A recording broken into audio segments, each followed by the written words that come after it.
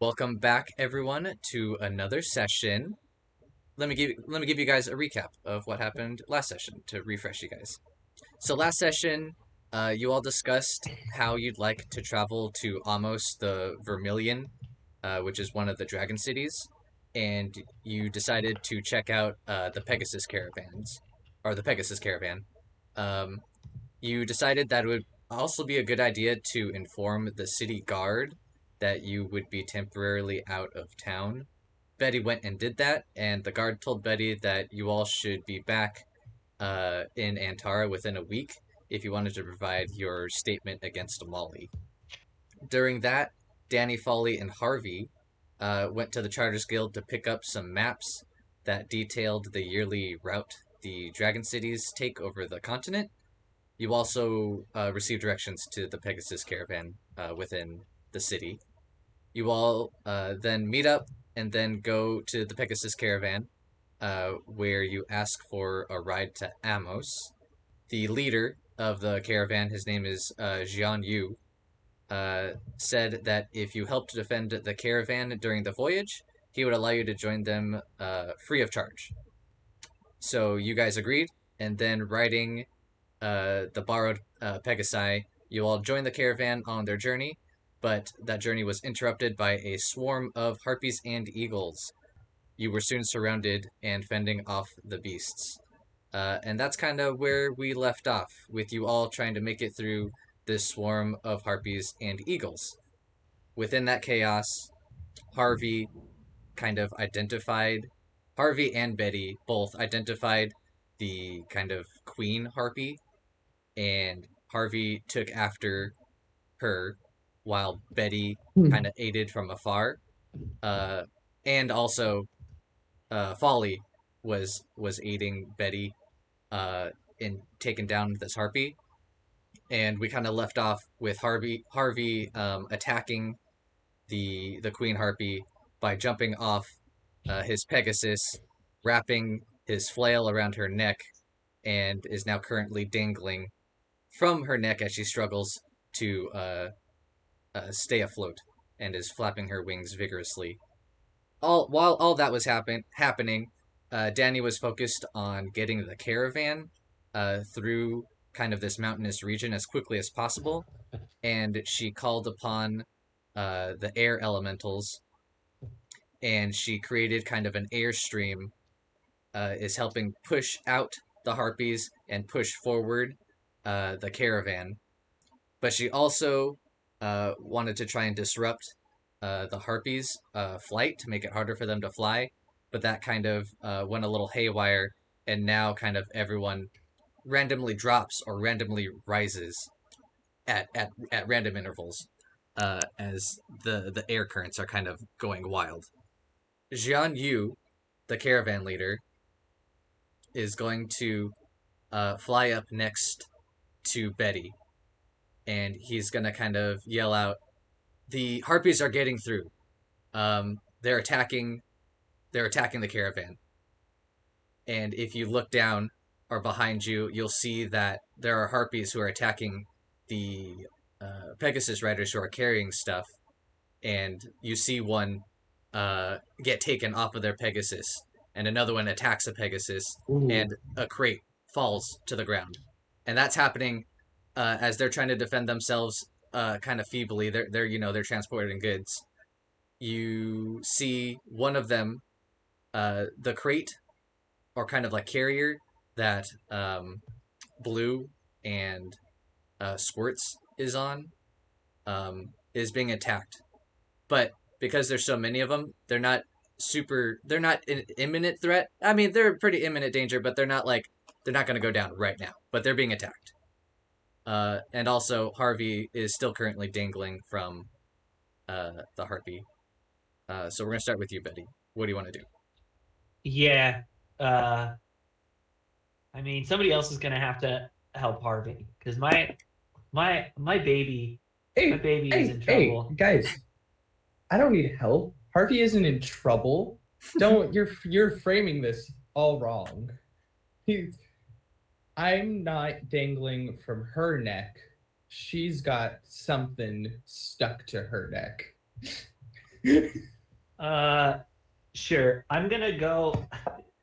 I'm gonna pull like a Yui real quick and head back towards the riders who are carrying the like livestock.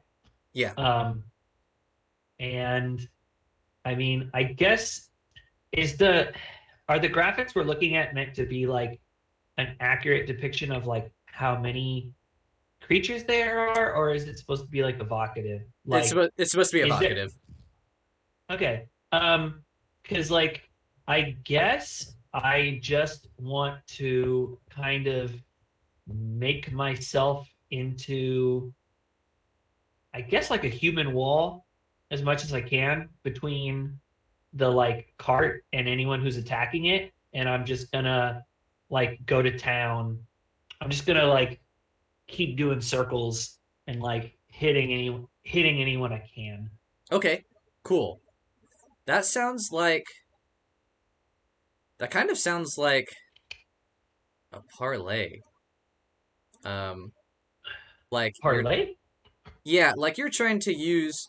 Are you actually whacking them? Or are you kind of like trying to intimidate them so that they like back off? No, I'm fucking killing them. Oh, you're fucking But okay. You're like whacking them. Okay, I'm just yeah, I'm doing whatever the like melee equivalent of like suppressive fire is. You know, yeah. I'm trying to like I'm trying to fight like a bunch of enemies, but it's in the air. So I'm like circling, and while I'm circling, if any of them get within like range, I'm gonna start slashing at them. And if they get too close to me, or if they get in my way, I don't have any problem like slamming my Pegasus into them. Okay. Then we'll go ahead and have you roll a hack and slash, and we're gonna keep this like pretty nebulous, right? Like you're not like necessarily going after one specific enemy. Um, Yeah, you're kind of like it's like this general like harpy swarm enemy. yeah, it's like suppressive fire, but Yeah, like whatever the melee equivalent of that is. yeah. So go ahead and roll your hack Okay, and slash. that is a dirty 12. Oh, solid. Yes. Okay. So for that, you get to make your attack, and you just get to deal some damage, or you could deal additional damage, but open yourself to the enemy's attack. I mean, well, I guess I'll ask you, like, since this is like a nebulous group of enemies, I like extra damage, like if there's not like a set number of them, would extra damage like even behoove me? Is there like a way that instead of extra damage, it can, because if I do the extra damage, I open myself up to damage, right? Yes. So So if I open myself up to damage, instead of doing more damage to like this nebulous group that there's not like a fixed number of, can I just drive them so, drive them away or so no? the way that I was thinking of it was like you're fighting almost like a swarm of bats, right? And Okay. if you deal enough damage and additional damage, eventually they're gonna scatter and not gonna they're gonna leave you alone, right? Um, Yeah. so dealing more damage will effectively do what you want to do, right? Because eventually, they'll just stop attacking, or you'll thin them out enough where it's not even an issue. Ah, no, I can't right now. I have I took a lot of damage from the big harpy. So I'm just gonna roll my regular damage. That's six altogether. Oh shit. Okay, that is excellent. You deal a pretty decent amount of damage to the swarm. You can see them kind of like reel back a little bit. Um, they're still, going at it, but you can tell that you did a decent amount to them. But to let's go back to Harvey, since Harvey is kind of in the most immediate uh, threat or danger to his life. No, Uh, I'm fine. I well, don't know what you guys are freaking out about. It's not a big deal. um, you are dangling by the neck Hmm. of this queen Hmm. harpy, holding on to the handle of your flail. Yeah. Um, what what's your next move here? I'm gonna climb. Oh, you're climbing. Okay. Um, Yeah, yeah. uh, to get on her back, or Hmm. okay, sure. That's definitely gonna be a defied danger. Yeah. She's gonna try and like kick at you, as you get closer to her. Understandable. Dex, right? Is that how you are getting through this by trying to like dodge out of the way as she's kicking you? Like Actually, my how? Dex is the same as my con. I I was think I gonna want to flavor this as con, okay. I was gonna say if I can. I was gonna like almost suggest con instead because I don't know how you would be able to like like Yeah. dodge out of her attacks as she's kicking you. It sounds like you kind of just have to like bear it. Okay. 12. That is a 12. That's amazing. Okay. Damn. Okay. That's awesome. Yeah. She you climb up successfully, right? Like if you can Hmm. describe that, but like as you're doing that, she's trying to attack you, but I think the issue is that it's a weird, awkward angle for her, and you're like, climbing up via like a chain around her neck. She just cannot get Hmm. a good angle on you to like deal any real damage to you. But how did like you're up on her? Like I don't know where are you on her? Are you like facing her? I'm gonna come up right behind her. Like, Okay, so you're able to like swing around and like get on her back. yeah. Wait, I wasn't on her back beforehand. Oh, the way I I was thought I like, was I thought I was hanging from behind her because that's what I was trying to do. oh, okay. I think I was just Because I picturing was it. trying to choke her as I was dangling there. Okay, I think I was just picturing it differently. I thought like I don't even know how to like describe it, but like imagine like an airplane, I guess. I thought you're like dangling like straight down from her neck, you know, Yeah, no, and so not it's like the way I was trying to say is like it was wrapped around her neck and then I had it pulled back. So her head was kind of oh. pulled back as I'm dangling there and just climbing up. Okay, excellent. Yes, perfect. Yeah, so I want to stay on her back the whole time. And then once I get up there, I want to keep pulling the chain down so that her head is kind of forced up. And I want to roll for my burning brand again with my free hand. Okay, yeah, go ahead and roll for that. Ooh. Ooh, on a failure for burning brand, do you still I get still to? get it. You still get it, right? I believe I still get it. Okay, you still get it, but you have these. Oh yeah, so I can basically only choose one tag for it, Okay, is what a failure does. okay, cool. Yeah, so the tag I'm gonna choose is to make it a near weapon so that it's a flail. Uh, near is used for Oh no, it's a short flail, is how I've been flavoring it. right Because like near my regular flail is like super yeah. I'm long. saying near Oh. is used for like crossbows and arrows. It's like kind of distant. Oh right. The range goes from hand, which is like you're up close, Mhm. and then close, which is like a sword. Okay, I'll do what I did earlier then, which is make it a thrown weapon, which and just flavor it as the head of one with a chain that I just throw. Oh, okay. That's what I did last session. Yeah, I yeah. did it as a thrown weapon and said there's no handle. I throw it, and then after my 3 uses, it still just pops away. Okay, cool. But I think okay, cool. That sounds good. So that's Um, the only thing I can do with it since I did so bad. yeah. So I think dang, that's cool though. But I think what's gonna happen since you did fail, so something Hmm. bad has to happen. I think what it is a couple of harpies see you atop their queen, and I think they're going to defend their queen, and I think they're going to swoop down, and I think they're going to deal some damage to you, and they're going to do 6 damage to you, They're and gonna then do minus your armor. yeah, they're gonna do 1 damage to me. God, you are like so tanky. That is crazy. Okay. Yeah, they're gonna try. I guess they're gonna try and attack you, and I guess they do, but it is not nearly as effective as they wish it had been. Yeah. Okay.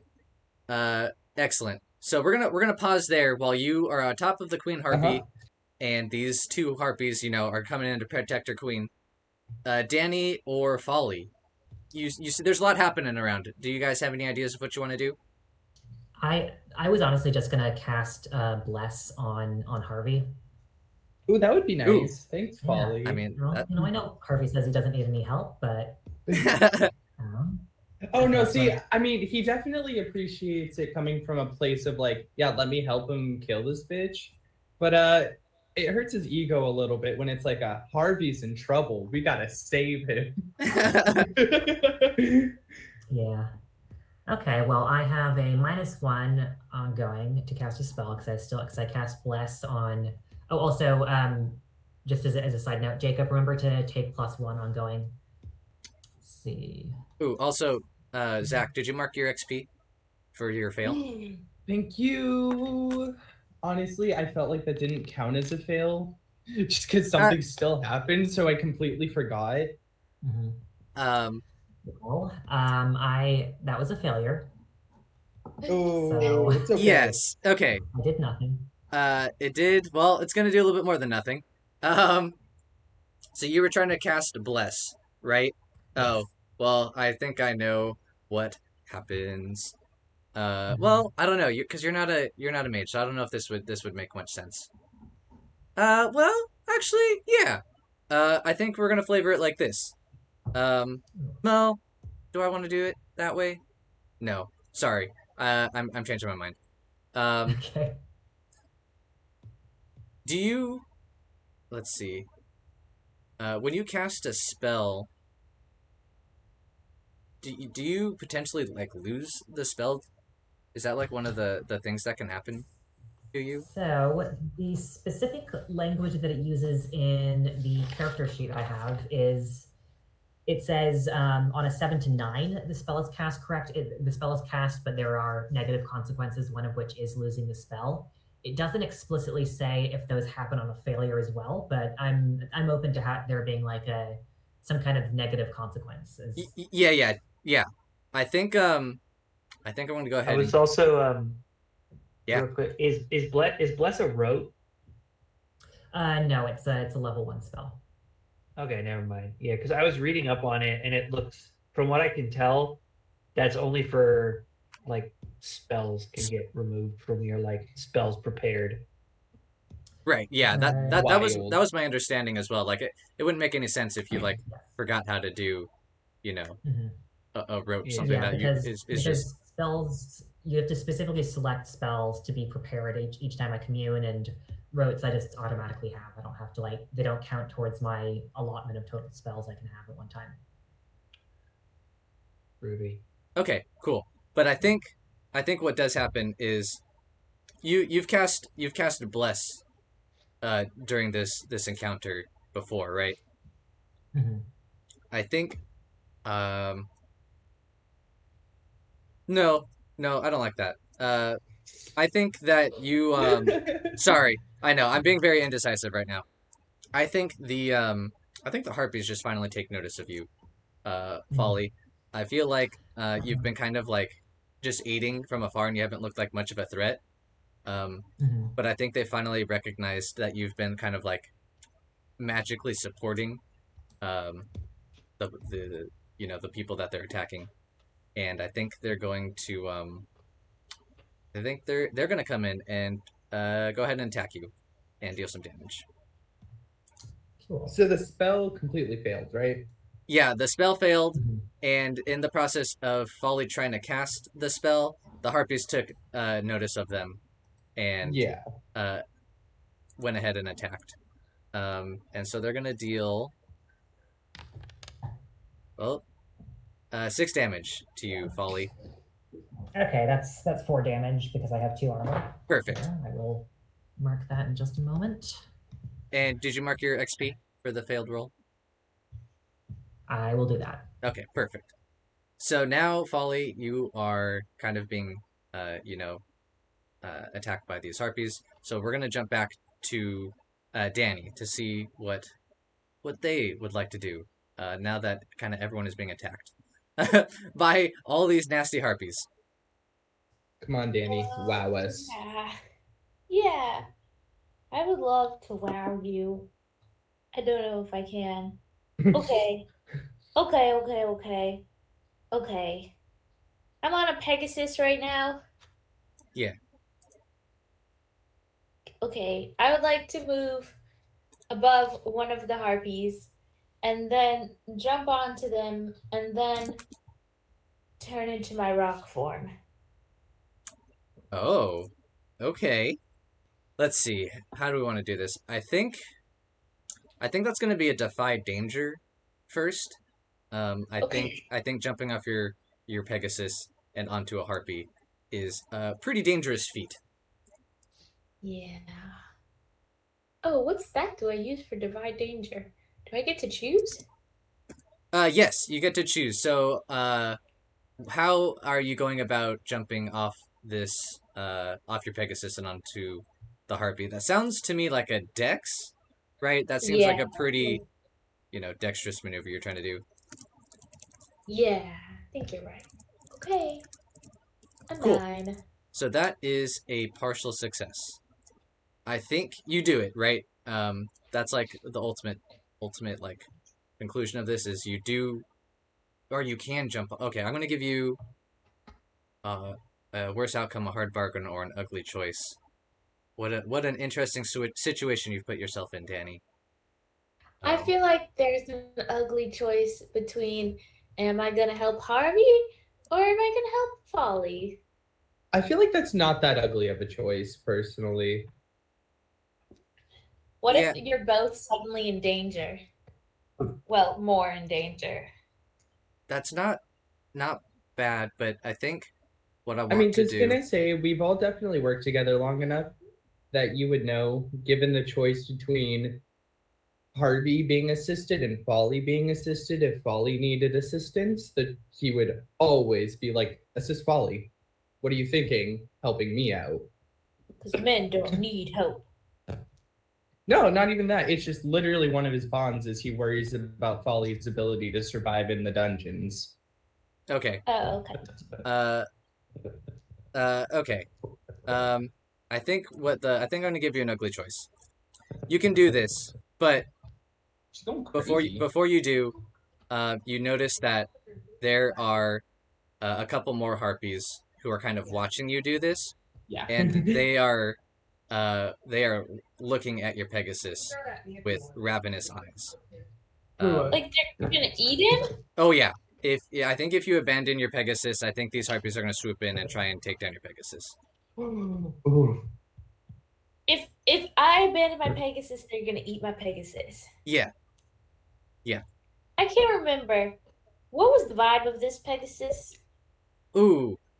Did you get one that liked you? I was the only one that didn't, I'm pretty sure. Yeah, Harvey was the only one who got one who Oh, didn't like him. So this Pegasus, I got a nice one. yeah, I think you got a nice one. Do we consider a Pegasus a creature of the wild? I think we discussed this with the Griffins, Yeah. but I don't remember. Kind of. Yeah, I would say so. I think they're kind of closer to like a wild animal than a sentient creature. Okay. I don't know if this is in the spirit of the role, but can I just tell the Pegasus to follow me, like stay with me? Ooh, I don't think it will understand you. Oh, can you speak to animals? The creatures of the wild. Oh wait, no, because they're not native to my land. Never mind. Okay. Okay, I'm gonna choose not to pursue this action so as not to abandon my Pegasus. Okay. I think that's definitely your Pegasus doesn't know it, but I'm sure they would be thankful if they understood the situation that they were in. Since your maneuver failed, and this harpy that you're about to jump on kind of like scoots away and was like, "Oh, what the hell happened?" Um, what do you want to do instead? Can I attack Yeah, via via? Oh shoot! I don't think I have any daggers. you don't have The any. only thing I have is my shillelagh. Oh, Does the adventuring gear come with like a dinner knife or something? I don't want to throw my shillelagh. Or maybe uh, I just ride next to a harpy and attack that way. you can definitely like use your Pegasus and like ride up to one and like whack it with your shillelagh. That's definitely something you can do. Okay, I'll do that. Sure. Do Yeah. you want to attack any harpies in particular? Like, do you want to go after the queen harpy that Harvey's on, or do you want to go after the harpies that are attacking Folly, or do you want to go after the swarm of harpies that Betty is trying to fend off from Squirts and Bleu and all those riders? I'm I think I'll help Betty. Okay. Uh, great. So you're gonna go over to that swarm that Betty's kind of like fending off, and you're gonna kind of join the attack. Yeah. Yeah. Okay. Go ahead and roll a hack and slash, and yeah, I was gonna give you advantage. Oh, Oh, or Betty, do you want to help her? Well, kind of. I would like to roll to defend this location by the carts. Okay. If you wanted to help her, you could do that and then switch to defend. I would definitely allow that. Well, because I was hoping, because if I defend and I roll well, I get hold that I can use. Is wait, so Because the is problem, Danny trying to get to me? yeah, Danny was trying to attack the swarm of harpies that you were kind of defending against and Yeah, attacking. and so if I do the defense roll, can we say that like while they were doing that, I rolled a defend roll, and then if I get any hold, can I use some of that hold to help Danny with the attacking of the harpies? I would say yes, but Danny has already rolled her hack and slash, right? So I don't know if we want to like retroactively apply like or like, you do your roll and then we take care of her move, you know. Okay. Well, the main reason I brought it up was just because like one of the things I can spend my hold on for Hmm. defend Hmm. is the same as if I did aid or interfere. I can give an ally +1 forward Oh, I see. I see against what an you're saying. attacker. Yeah. Yeah. Okay. Okay. Yeah. Yeah. You know what? Yeah. Let's do that. I think that makes sense. So I think what happens is you see, Danny fly up and see that she's about to, or see that they're about to join you, and then you kind of get into this like defensive position to kind of like help them out with their attack and kind of like continue to defend this area. Yeah. Well, it doesn't matter because I I have the same modifier for defend as I do for aid. Uh, And either way, I got a 6. okay. Okay. Okay. Did you take +1? Oh, nope, I got a Yeah. 7. I got a Oh, 7. you're yes. blessed. Yes. So I on a 7 to 9, I get 1 hold. And so I'm going to use that 1 hold to give Danny +1 forward against the attacker. All right. Excellent. Okay. Okay, so now we have 2 partial successes here, right? We have. Okay, great. You successfully defended the swarm, or defended the caravan riders from the swarm of harpies, while Danny came in to swoop in and to attack. And Danny, I feel like, was about to, you know, join the swarm and kind of just be overtaken.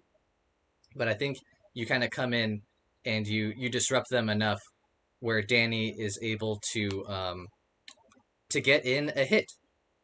They're also going to take some damage as well, since it made her failure into a partial success. So Danni, go ahead and roll your damage, Okay. and then I'm going to roll. Oh, Ouch. that is amazing. Okay, let's see if I can make this work. And then they're going to do some damage back to you.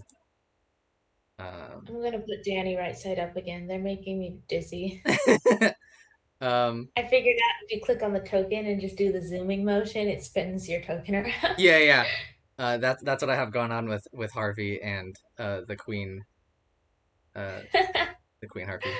Fantastic. Oh my god, these harpies are like fucking murdering you guys. Take 7 damage, Danny. And then if you could, Unacceptable. yeah, if you could minus, yeah, I don't know if you have any armor, but you can subtract your armor. I don't think that I do at the moment. Yeah. Oh wait, I do have 1. Okay. Okay. So this swarm is severely thinned out. It's kind of like they're losing interest in picking off these riders. You guys are doing an excellent job of defending this area. Folly, you still have a couple harpies who are kind of like trying to pick at you, right? What do you want to do? Well, I think I'm gonna try to shoot at them with my bow. Okay. Which is, I believe that is a. Oh, that's a volley. Okay, let me. Oh no! Oh no! Having a normal one. Yeah. Okay. So I think what happens is you try and take aim with your bow, and you have the perfect shot lined up, and then all of a sudden you just drop, and your Pegasus cannot for the life of it like catch the wind current until you've dropped like a good 20 feet when it finally like is able to like catch the wind again. But the harpies saw you free fall and were like on top of you, and they are gonna go ahead and deal some damage against you yet again. The harpy dealt 3 damage to you, but then you minus your armor, right? Yep. So it's only 1. Okay, so you took the one damage. And did you mark your XP for your failed roll? Yes, both of them. Okay, fantastic. Okay. I think I'm gonna level up next time we have a break. A little break, yeah. It seems like a couple of you might, with all of these fails. Okay, so Folly, you are struggling, but we're gonna turn the camera over to Harvey, who is doing his own struggles. Harvey, you are on top of the Queen Harpy. Yeah. You are being attacked by a couple other harpies who are trying to defend their queen, and the queen is... Yeah, go ahead. Yeah, so these harpies have like the usual depiction and like aren't beaked, right? Like they have like a human mouths. Yeah, I would say they have human mouths, but I think that they kind of have like maybe sharp teeth. Okay, no, that's fine. Is she like screeching or anything as I'm like pulling the chain tight around her throat? She's definitely trying to, but since so her mouth is opening, it's like open. Yeah. Yeah. I'm gonna shove my burning brand into her mouth.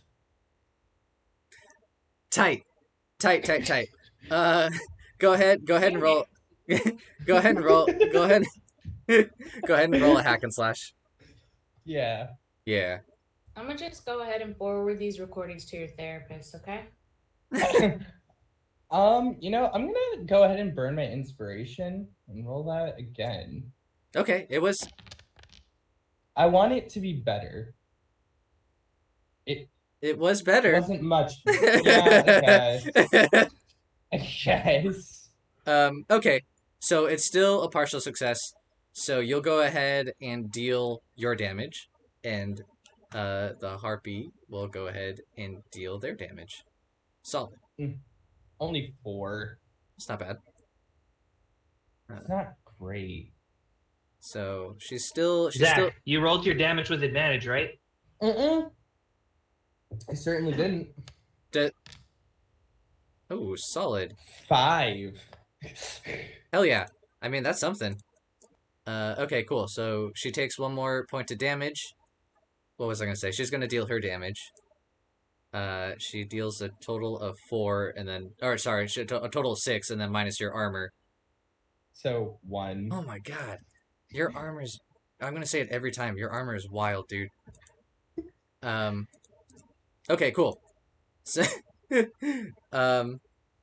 so you're on this harpy. You're trying to. Let's see what's gonna happen, because I feel like you could just like keep hitting her. Like she has this burning brand in her mouth now, and she can't scream, or she can barely scream, but it's not even escaping her mouth because she has this like flaming metal ball in her mouth. Wait. Right? That's what's happening, right? No, yeah. If I pinch her nose, will she be suffocating? I think okay. I'm gonna give you. I'm just wondering. The answer to that would be yes, but I think I'm gonna give you a different choice here. Your Pegasus that you leapt off of, they kind of abandoned you. Yeah, I kind of figured. Yeah, so you are on this harpy with no one around that you can see who is able to help you right now. If you kill her, you will plummet to the ground, and the ground is very far below you, and there won't even be a roll. You'll be dead. See, I was kind of hoping that she was gonna die kind of slowly and lose power, and just kind of slowly get closer to the ground, and then I would try to flag them down at a later point. Unfortunately, rigor mortis doesn't set in that quickly, so her wings, as soon as she's done, or unconscious, she's free falling. I will say I do have a backup plan to maybe save Harvey if that happens. I was thinking about like if the harpy dies while he's still hanging on to her, I wanted to try to do animate dead. Whoa! That's only if it works. So I'm saying that there's a potential backup option, but I don't know if it would work. Okay. Yeah. Well, we know that Harvey isn't the most thoughtful guy. He doesn't necessarily think everything through. Yeah, I think you're feeling that consequence right now. Yeah, no, and I still think he's narrow-minded enough that he would probably persist with trying to kill this Harpy Queen. Okay, let's see. How do we want to? So you're. I'm just wondering if we want to. Does someone want to come in and try and? I don't know. Does anyone want to come in and help Harvey, or Harvey, are you just going to keep going until this creature beneath you is dead? Or are you gonna like maybe call out for help, and then like as you see someone come and maybe kind of try and time it? I mean, for me, I think it's like, how are the rest of the harpies doing? Yeah, so it's you definitely see that they're thinning out. You guys are almost through the kind of this like mountainous region, and you're gonna like kind of hit the open air. At which point the harpies will probably back off, since like their territory is within the mountains. So it's looking like if you guys can just like hold out and maybe fend off some more harpies, or tell them to like fuck off, you'll probably be in the clear. But the swarm of harpies that you specifically are like trying to fend off Betty and Danni, they're still kicking a little bit. They're still trying to go after him. There's far fewer. There's far fewer. They probably couldn't take down the whole little little group that you're defending, but they could probably take down one or two if you were to leave them alone. Do harpies speak English? Let's have that be a group discussion. Do harpies speak English? I personally think it could be interesting for them to speak rudimentary English. Caveman speak. Like a I think it parrot? makes sense for them to Let- like Not pick them up. necessarily like a parrot, but just like very like simple, straightforward words and terms. yeah, fucking harpy queen mad. Want kill. Hungry. Want flesh. What were you saying, Eliot? Oh no, I was saying I think it would make sense for them to like pick them up from like groups of travelers they were, targeting or something. And I think probably don't speak it super fluently, but like Zach was saying, them speaking like a few words to like enough to like communicate that they want flesh. I'm cool. I'm cool with that. So they can speak it to a degree. It's pretty Okay. rudimentary and not complex. Do we think this is common knowledge? I think. Ooh, is it common knowledge? How about Like, is this something Harvey would know, or something I could have picked up over the course of this fight? this? Sounds a lot like a spout lore. Oh yeah.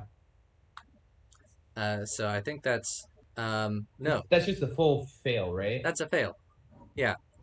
Harvey, you do not know if they can or cannot. If I they have can. no clue. You have no clue. Yeah.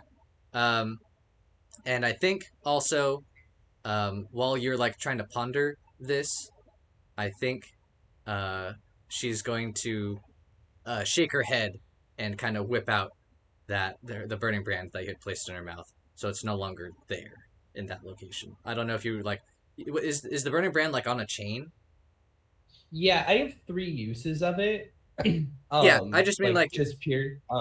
Yeah, so I was flavoring it as like I'm just holding a chain, a Yeah. very long chain that I have kind of like wrapped around my arm. Oh, okay, cool. That makes sense. Oh, also, if you want to use it against me, just in case you didn't pick it up, I did not take off the dangerous tag.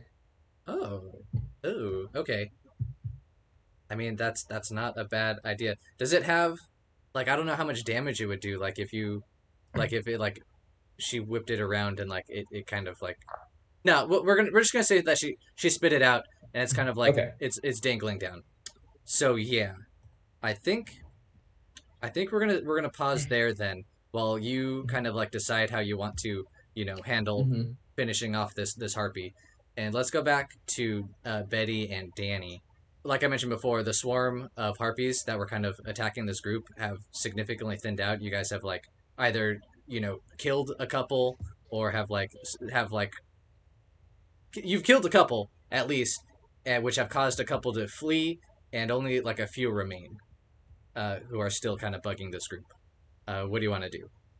Can I make another defend roll at the top, since my main thing is protecting this like heavy cargo box? Yeah, I think that's totally fair. Okay. Defend is con. So I got an 8 plus 1 is 9, and then I got the plus 1 from Folly, so that brings me to 10. Oh, that's a full success. So on a full success, Yeah, so I have a you get 3 hold. Yeah. And I think you can choose to use one like immediately, basically, if you wanted to, or since you're defending, like it's kind of like when the harpies are attacking. We'll come back. We'll stick with this for a second. Danni, you just saw Betty kind of like take up a defensive position to try and defend against this swarm of harpies. What are you trying to do?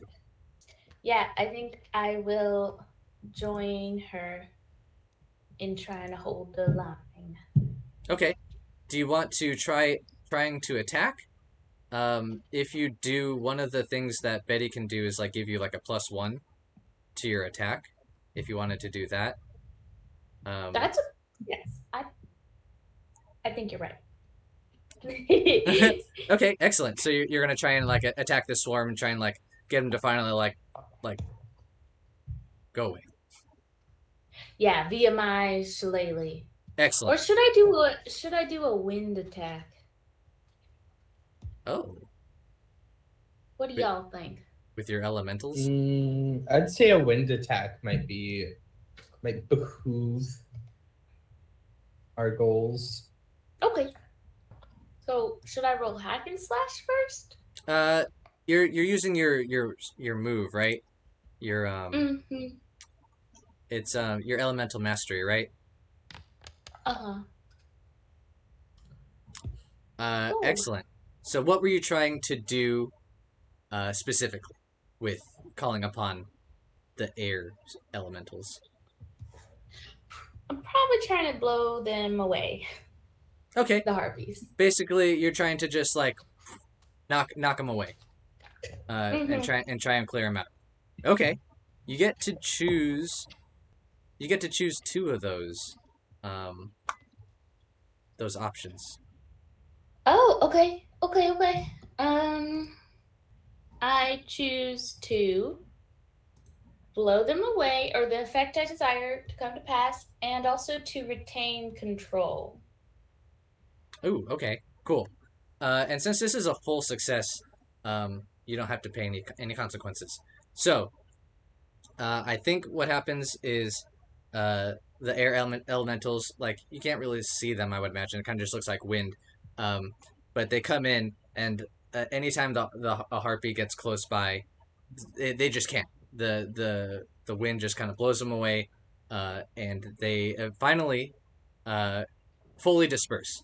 No harpy is attacking this group that you're defending any longer, Sweet. and they are gone. So you guys are looking really good. I think. Let's see. Yeah, I think all that's really left. I mean, there's still harpies, right? But at this point, you can look up, and you can see that the open area is like it's imminent. You guys are quickly approaching this. You guys, there are just like a few harpies who are still hanging around and attacking some riders that you aren't specifically defending, and then obviously we have Harvey, who is dealing with the queen harpy. But I think we're gonna jump to Folly real quick to see how you're doing. You were being attacked by two harpies, but I think you aren't being as hounded as hard as the harpies kind of start to thin out. What do you want to do next? Yeah, I didn't really have a specific move in mind. What I wanted to do was, I think after I drop down a bit, I think I see that Harvey is still clinging onto this harpy.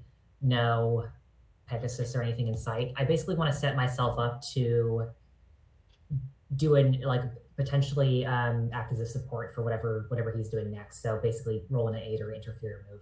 Oh, okay, excellent. So then we will. Okay, so you kind of like prepare yourself, and we'll come back to you in a second, Harvey. Let's see what you want to do. What's going on? Yeah, can I tell how like hurt she is? Yeah, she is badly injured. Okay, I have zero idea if they speak a language or not. Correct. So yes, I think I'm gonna assume that they do. Okay, that's totally fine. Because they have human faces. Yeah. And I'm gonna like pull the chain really tight and pull it back. And speaking probably definitely way too eloquently, just, you're dying. I know you're dying. I'm stupid enough to die with you. Now, do you want to die? Or do you want to fuck off? Excellent. Go ahead and roll a parlay. I think you're using basically like the threat of violence is like it's a -1. I'm sorry, what? Oh. 3. Oh my gosh. So she didn't fucking understand me at all. She did not. She did not get it at all. And while you're trying to talk with her, yeah, we'll just do it this. I think she's gonna do. I think she's gonna like do like a barrel roll with you on top of her, like to try and like knock you off. And I think as she does that, your burning brand kind of like swings with you, right? And I think it's gonna like clonk you in the chest since you kind of like don't have complete control over it right now. But I don't know how to do the damage on that. I don't know if I should use like the harpy's damage since she's like technically the one attacking you, or if it should be I feel like it should probably be my damage. your damage. I was also like thinking that too. I have an idea. Ooh, let's hear it. You can take conditions that like fuck up your ongoing scores. Yeah. I think stunned works since you got bonked on the head. Oh, that's such a good idea. That's such a good idea. Okay, that's perfect. So go ahead and take the stunned condition, Harvey. If you open up your character sheet, you can click the little checkbox. Any of whatever. Yeah, but you'll have a -1 to any of your intelligence rolls. So if you try to I don't know, spout lore again, you'll take that -1. Yeah, that's fine. Okay. Ah, geez. Okay. So, so you guys. I mean, yeah. No, go for it. Can I attempt to use this barrel roll to my advantage? Because I assume I fling off of her for at least a second. Yeah, like you probably dangle a little bit, right? Like you're probably holding on with your arms, but your feet kind of. Yeah, no. So like as I'm falling and she's rolling, I want to grab the chain that I'm still hanging on to and just try to whip it as hard as I can. Okay, cool. That sounds like a hack and slash to me. Yes, please. Do you want to? Can I aid on this by like distracting her? Yeah. How are you distracting her? I think I'm not going to roll for the actual action here, but I think Folly tries to shoot at her, misses, but she's briefly distracted. Ooh, okay. Cool. Is paying attention to Harvey. Yeah, so go ahead and roll your aid, which is plus bond, so I think everyone has a +1. Yeah, it's like she's like dive bombing and the arrow goes up and she like and then Harvey gets like a grip on the chain. Tight. Whip it down so she gets whiplash. This is excellent. Okay, so your aid was very successful. This harpy is very distracted by the shot.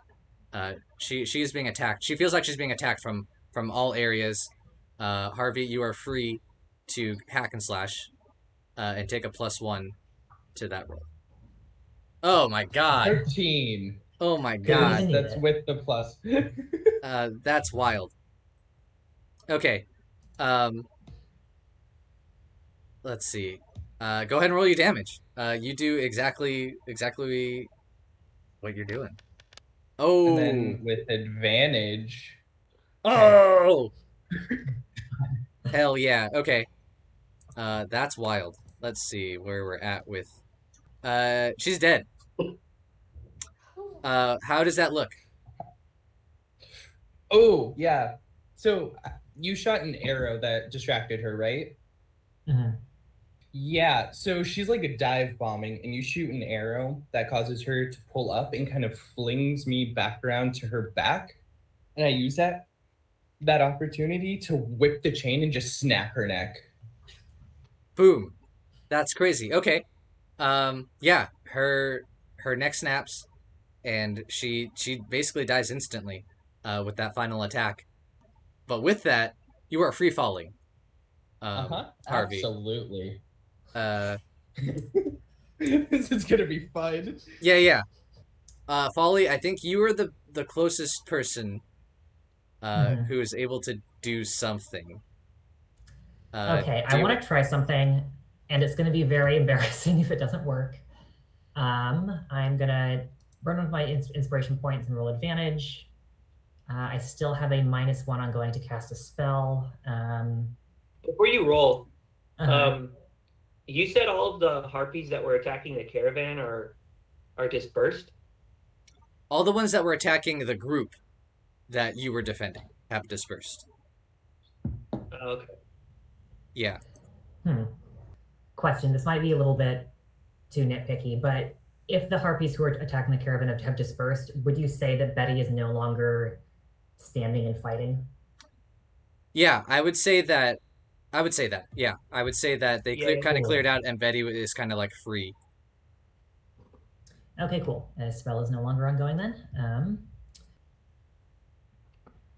Oh, there it is. 10. Okay, cool. I rolled with advantage. That is a 10. Hell yeah. Okay. I am going to cast Animate Dead on the harpy that just died. You invoke a hungry spirit to possess a recently dead body and serve you. This creates a zombie that follows your orders. There's some specifics about HP, moves, etc., but it lasts until it is destroyed by taking damage or until I end the spell. So I think like Harvey snaps this harpy's neck, and she kind of just like immediately drops, and I'm like flying downwards, but the Pegasus isn't going fast enough, and I cast this spell, and I don't know what exactly this looks like. Folly hasn't done this before, but the harpy's like disappeared into the clouds below us for a second, and then suddenly this harpy just like shoots up out of the clouds. She's like flying kind of weirdly. Her neck is kind of, her head is kind of Her floppy. neck is like her neck is just kind of flopping around, but yeah, I think she's gonna fly up to the rest of the caravan with Harvey still hanging on, presumably. That is super cool.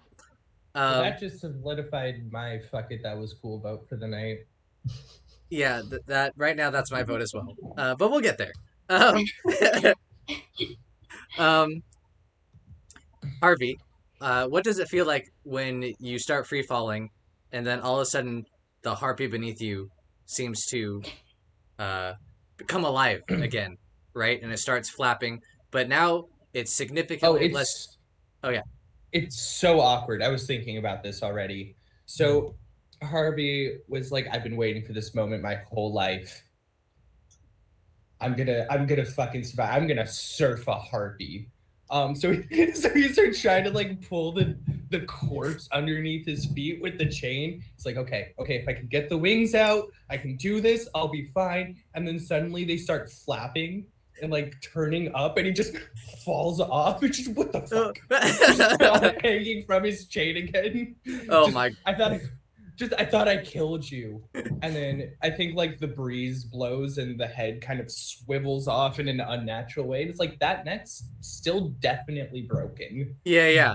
That's a body. Oh my god. Okay, we're gonna let this ride. Yeah, that's awesome. Okay, so I think with that, you guys, a couple of things happen. You guys are basically out of this pass. You guys are on the edge of this pass. You can see you're about to enter into this kind of like, the mountains are gone. You're going to enter into this really open area, and the Harpy Queen was killed. And then it was reanimated, and I feel like the Harpies can kind of like sense or like understand that their queen is dead, and that Harvey is now like riding a corpse. And to like the Harpies, it just looks like somehow this human brought back. They don't know what happened, but it looks like he's riding this Harpy Queen that he brought back to life, and that is too much for them to handle. They got these other humans who have been fending them off.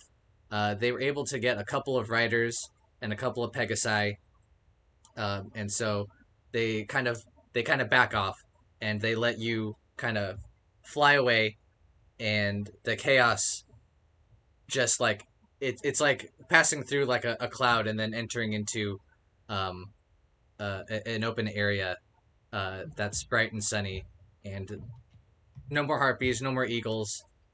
Harvey is riding an undead queen harpy. Danni and Betty are chilling with Squirts and Bleu and the riders who are carrying them. Folly is no Folly. longer being hounded by any harpies, and you guys are free from this swarm of harpies that attacked all of you. You are now free of this mountainous range. There's kind of, I feel like a moment of silence, or not like a silence, but like a moment of quiet as everyone kind of catches their breath. Everyone's kind of like regrouping and kind of getting back into formation, and everyone is kind of sitting alone with their thoughts. But then, I think, let's see what happens. I think Jian Yu is gonna come by to all of you and kind of like check in and tell you that you all did a great job. And I think he's gonna I don't think he's gonna give you much of an opportunity to talk unless you want to ask him a question. But he's basically just saying that you guys did a good job. Let's talk once we get to Amos. Oh, I have one question. Yeah. Like immediately. Did we lose anybody? We did lose a couple of riders. Like, okay, how many riders are there altogether? Is a couple like a staggering amount, or is it kind of like it was not okay. it was not a staggering amount. It's definitely it seems like it was obviously any amount is like sad, right? Yeah, but it's but kind of definitely expected. but it's not like everyone for the most part is like stoked that they got through it. They're not like, Okay. oh my god, this was awful. It was like, oh my god, we made it through. I don't think like the couple of deaths that happened have really sunk in yet.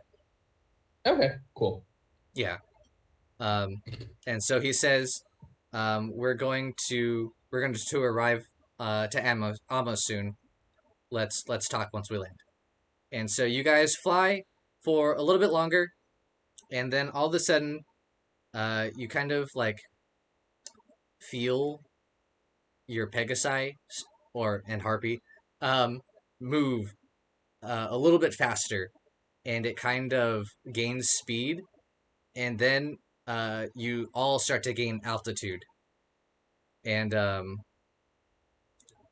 off into the distance you can see a dragon high up in the sky, and you can tell that as you're ascending, you're getting closer and closer to this creature, and it's just getting bigger and bigger and bigger.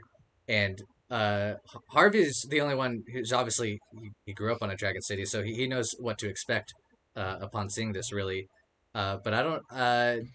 Has Danni, Folly, or Betty ever been to the Dragon City? Any of the Dragon Cities? No, man. I've never been this high off the ground. Same. Yeah, no. Okay, excellent. I'm gonna laugh when we get close and be like, huh, so small and pathetic. Wait, who's small? Us or the dragon? The Amos. dragon. Yeah, Amos. Revuth the Cerulean. Huh, so much bigger. I don't think We you had talk about dragons like that. 4 I don't high think schools. That's a good idea. They only have 2. I love the competition between the Dragon Cities that is happening. Harvey peaked in high school, just in case that isn't clear. I've definitely, you don't have to tell me right now, but I definitely want to know the name of your high school. Just Figure so, it out, yes, yeah. just think about that. That's a hard one to come off on the top of the spot.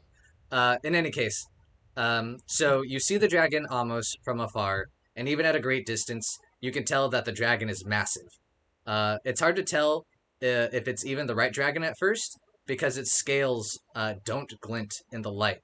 And then as you get closer, you see that the scales are muted and matte, but they are most assuredly red.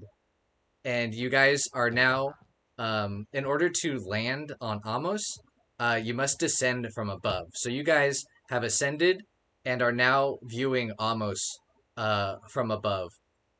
And following Jian Yu, you all fly above Amos and get your first look at the city proper, aside from Harvey, of course. the city isn't the city isn't anywhere near as sprawling as Antara, but it's still bigger than many other cities on the continent.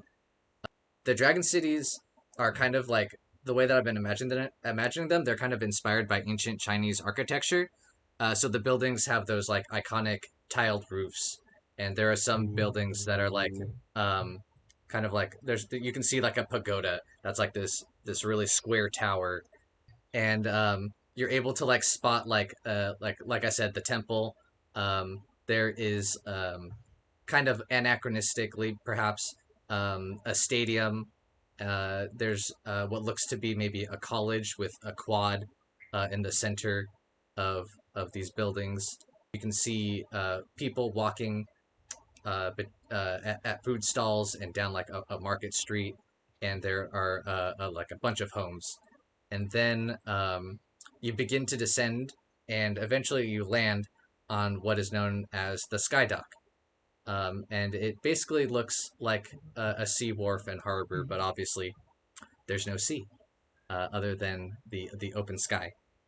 And so you all land, and your Pegasi, you know, floop down, and they're kind of flapping their wings to slowly come to a gentle stop.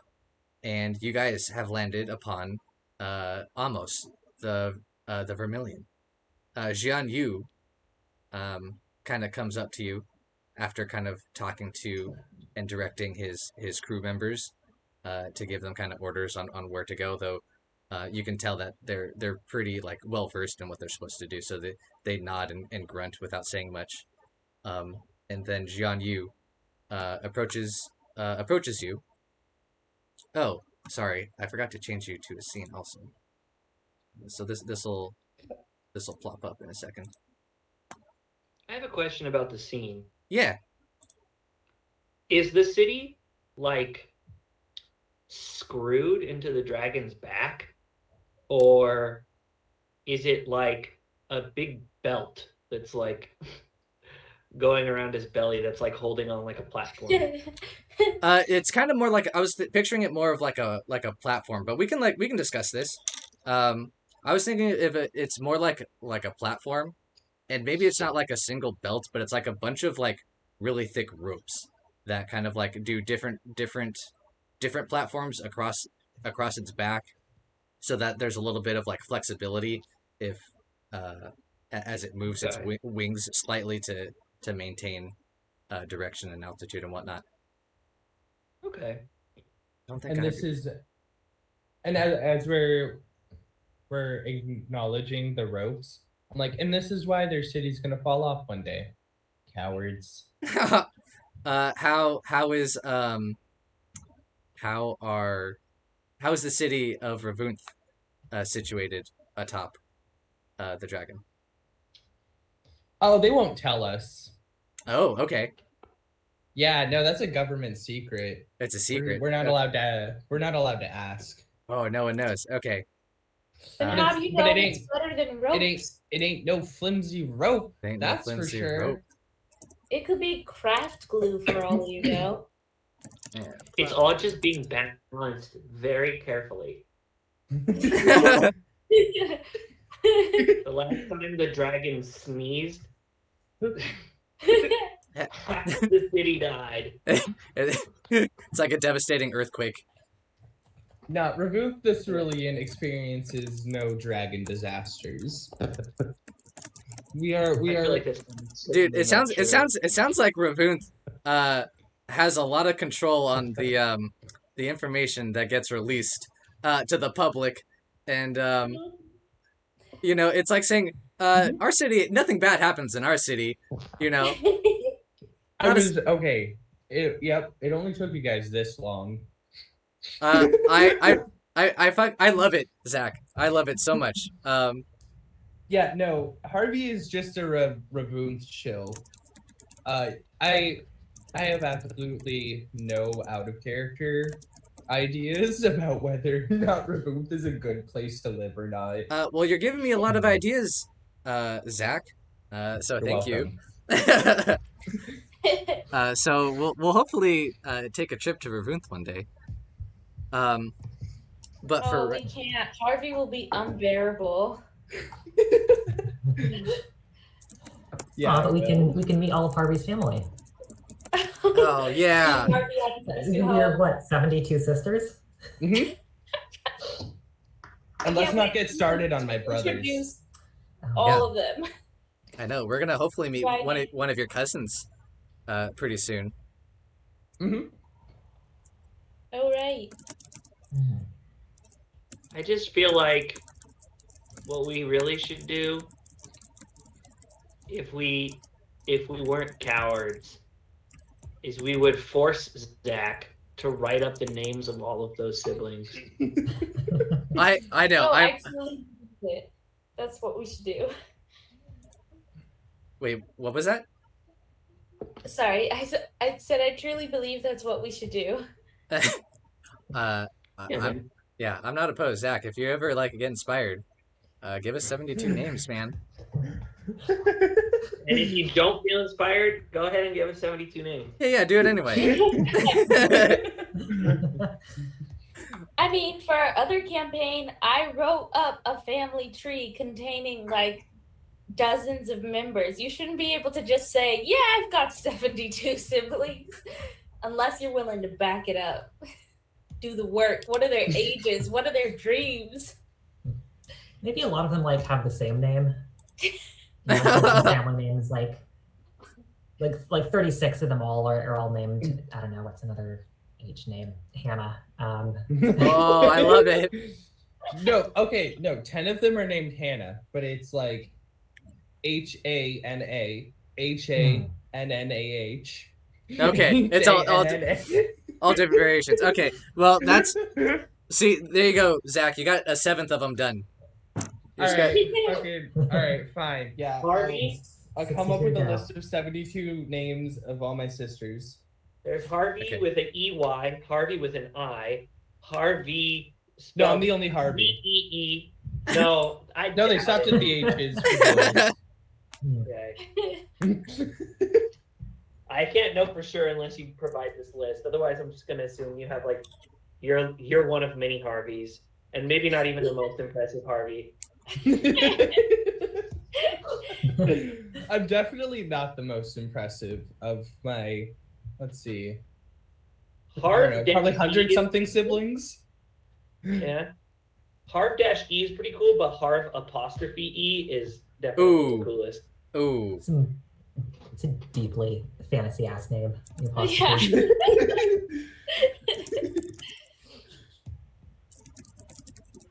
Okay. That's excellent. All right, so we'll be awaiting your family tree, Harvey. But you guys land. Okay, so this background image, it's definitely just supposed to be kind of like a concept, right? Like this is not necessarily the layout of all this, right? Yeah.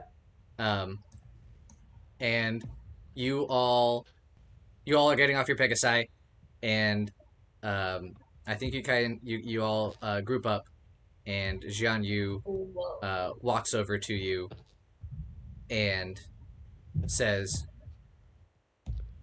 that was impressive work that you all did out there.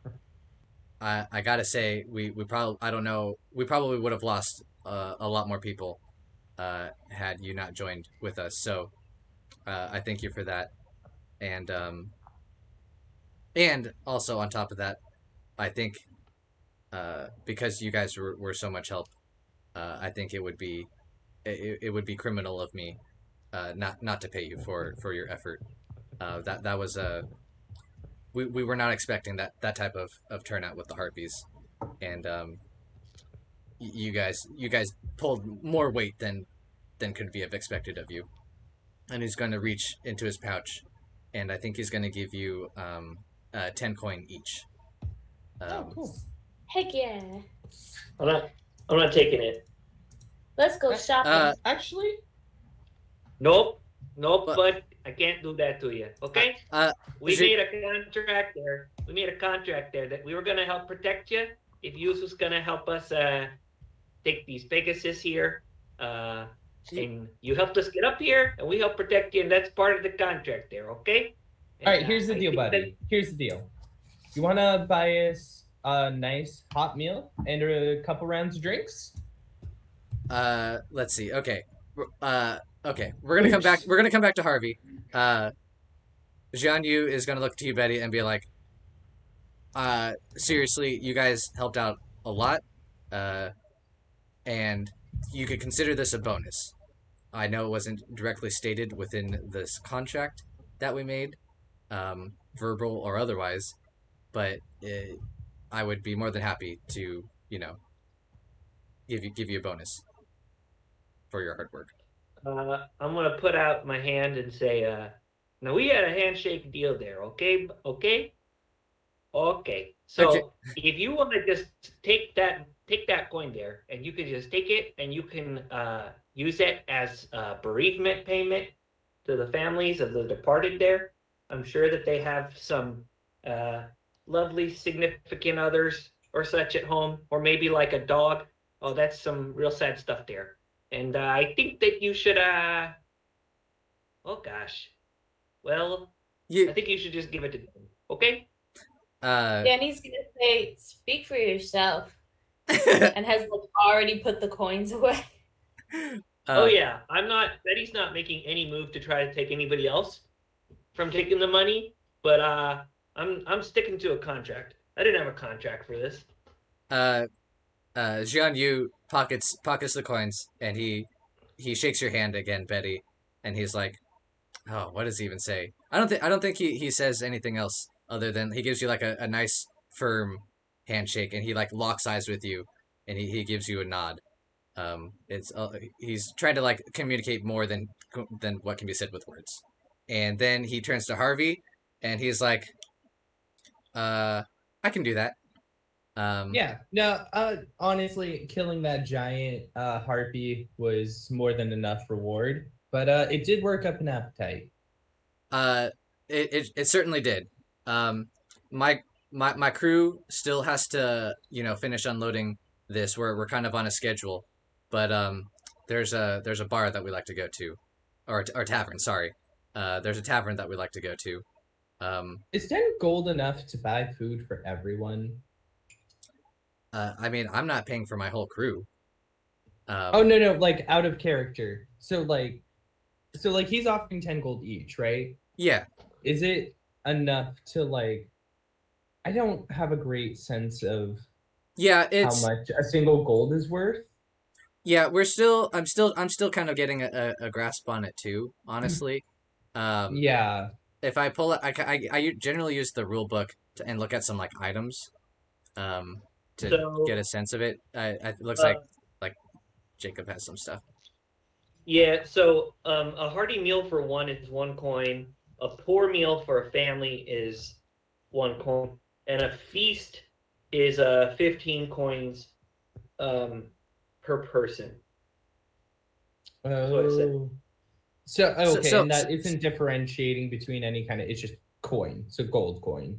Yeah. So in Dungeon World, coin is kind of like however we want to set up the currency. So it doesn't necessarily. If we wanted to, we could kind of like redescribe it. It doesn't have to be a gold coin. It could be Okay. It could be rocks or whatever. But Cool. the coin is the currency, right?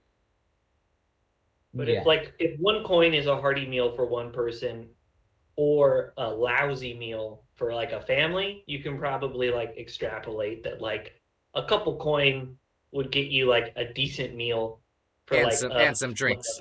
A family. Yeah. Yeah, no, so yeah, I just want him to spend like what my share would be on just getting as many people as possible food and drinks. Okay, cool. Yeah. I mean, with the 10 coin, he'll definitely cover all of you, right? Harvey, Folly, Danny, and Betty. And then he'll maybe like pay for a couple of his crewmen who he thinks about, or maybe the crewmen will kind of like take Betty's lead and ask it to go towards bereavement. But he'll make sure everyone's kind of partying with you guys. But Jian Yu looks to you, Harvey, and he says, we have to finish unloading our stuff. We just have that's like our first thing. We got to make sure all the Pegasi are taken care of and comfortable and water and fed. And we'll probably all grab dinner together. All right. And he gives you, I didn't think about this beforehand, but he gives you the name of a tavern. Give me a second. So I'll tell you the name of a tavern in a little bit.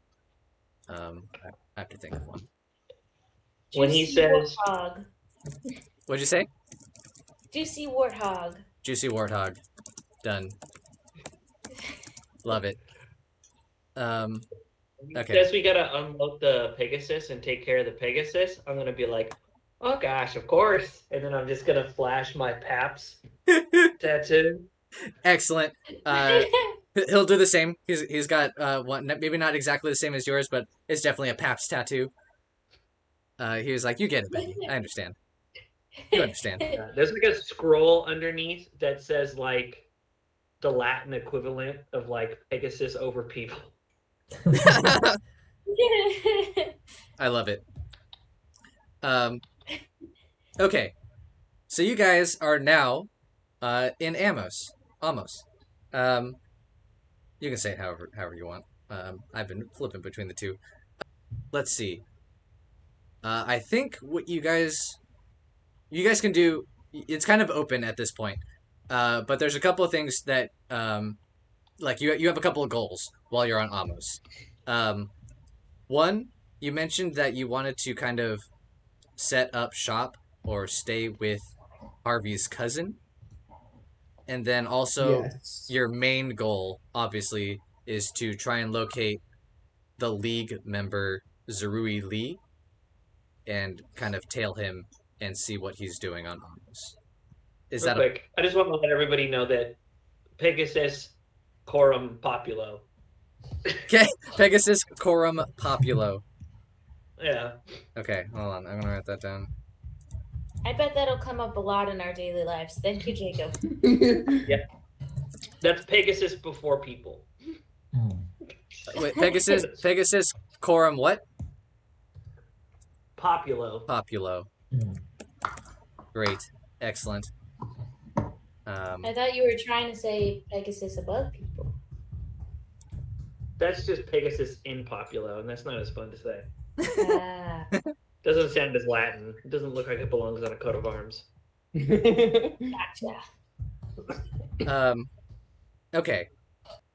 Where do you guys want to go to find Harvey's cousin and see how that goes? Or do you want to work on something else? I think Harvey wants to go and get settled. Okay. Like Oh. get that all set up. Could you I mean I could always come up with this as well. Could you if you have one or could you give me a name for your cousin? Annabelle. Thank you. Perfect. Let me just I have a little NPC token for her. Oh, just to be clear though, it is spelled Anibel. Annie Bel. Okay. Oh, I kind of like that. That looks cool. Oh, is everyone going with Harvey? Harvey is. It sounds like you're saying that you're gonna go check in with your cousin Annabelle. Is everyone going with you, or do you not want them to all go with you, or do you not care? I would like them to go with me, but I don't care so much that I won't go if they don't come with me. Got it. What would you all like to do? Danny's gonna say, "Wow, this city is so big, I almost don't know where to start." What? I said, this city is so big, I almost don't know where to start. Are you trying to make a joke or are you having a stroke? Like I don't I understand. don't go with you. Was Danny saying that in character?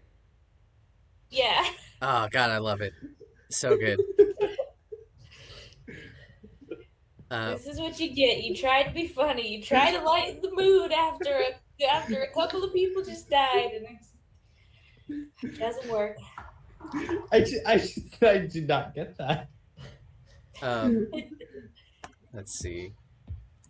Folly and Betty, are you also going with Harvey and Danni to Annabelle's place?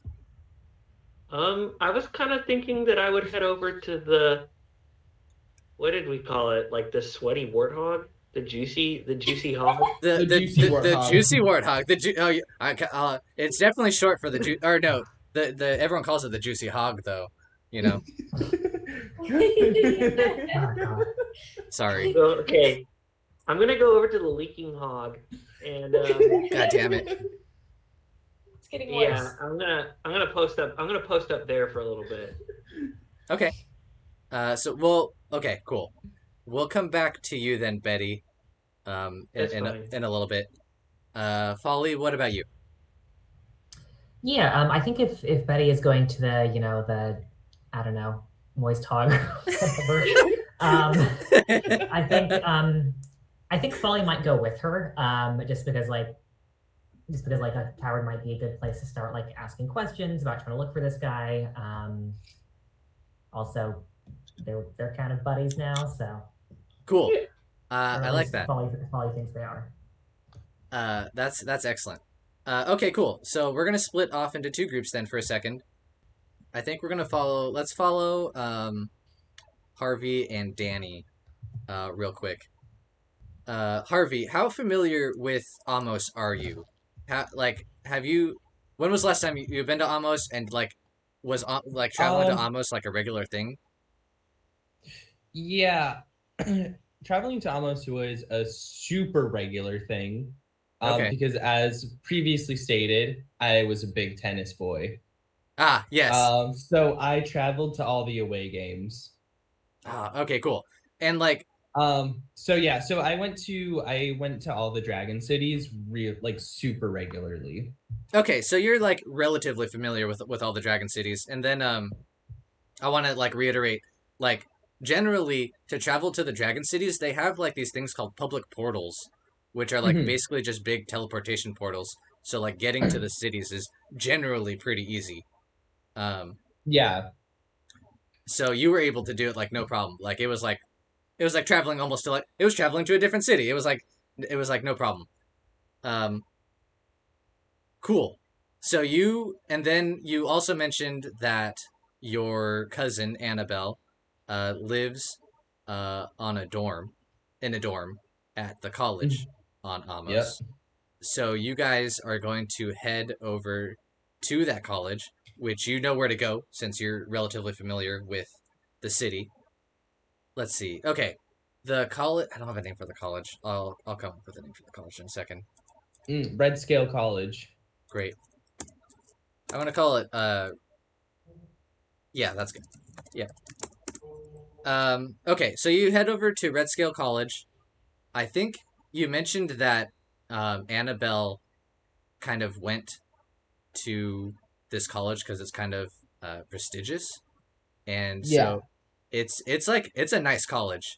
It's got a really nice campus. It's got a bunch of buildings surrounding a really um, nicely kept quad, and kind of on the outskirts of these buildings are a bunch of like apartment buildings, and one of those apartment buildings is where Annabelle stays.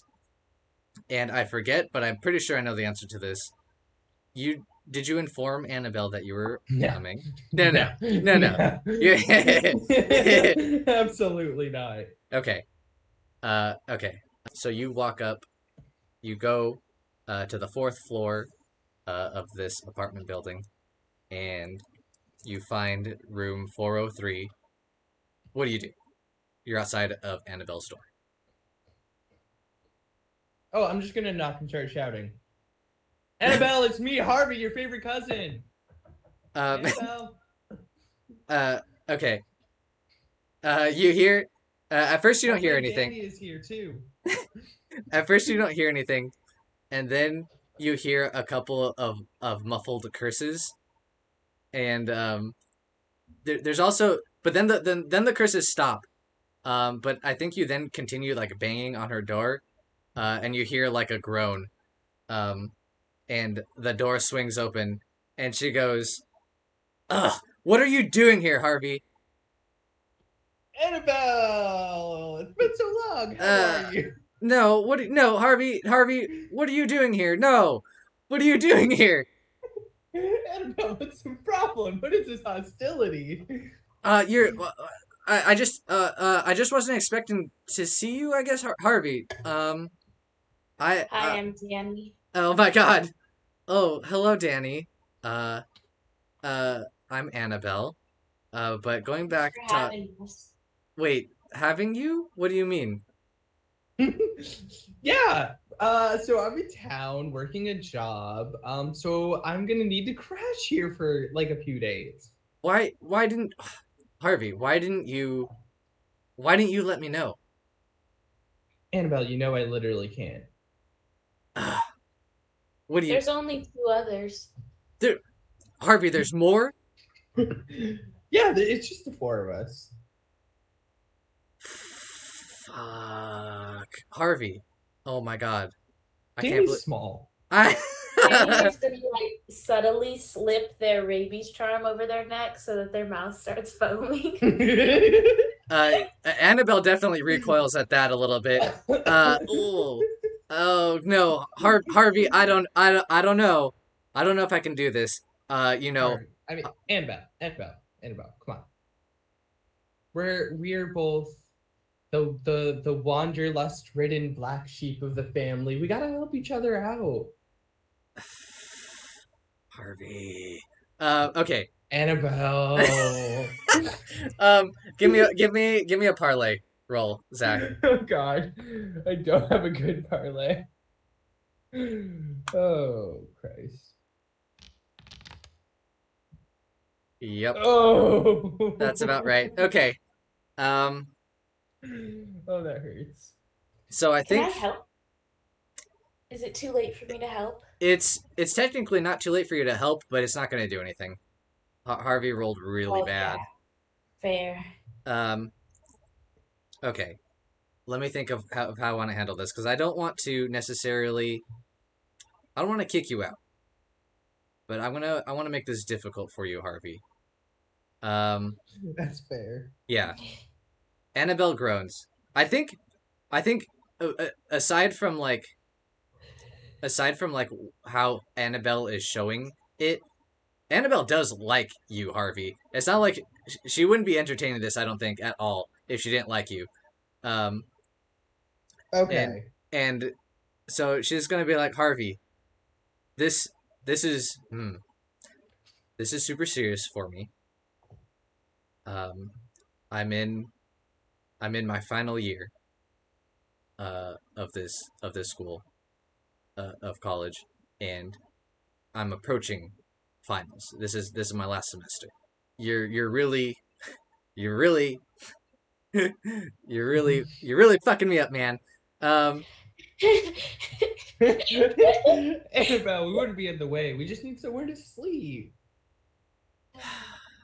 how about It's this? my favorite whenever Devon cusses. Um, how okay, Harvey. I need you to. I can't do this for free. This Mm. this is going to be, no offense, a bit of a burden for me. Um, can you? I need everyone to pay me 2 gold a night to stay here.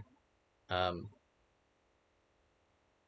in order for me to even like consider this, I need yeah.